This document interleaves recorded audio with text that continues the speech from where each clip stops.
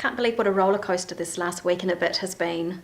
After being at home for just a few days, I then had to have an outpatient appointment just to check up with my surgeons, who then took my dressings off, took one look at it and said, we're going to admit you here and now, you need IV antibiotics. You've now got an infection in your boob.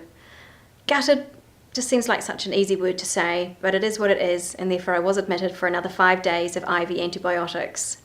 Frustrating because again it meant more needles, and I just don't do needles. Antibiotics also means it's upset my warfarin levels, so it meant daily blood tests to check those levels as well, and juggling of my warfarin doses to see what it needed to be.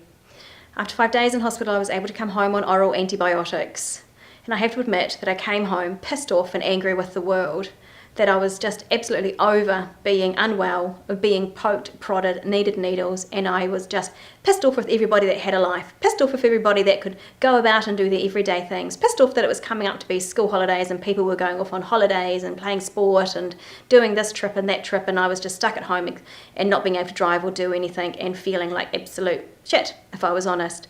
So I have to admit that for 2 days I was pretty revolting to be now.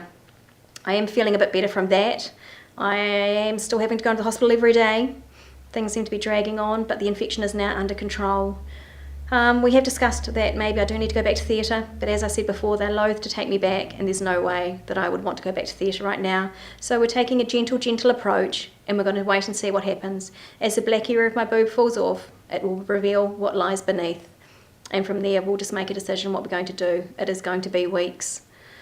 So, do I still say, why the hell did I do this? Yes, I do still say, why the hell did I do this? But I have to admit, I can see a tiny pinprick of light at the end of the tunnel.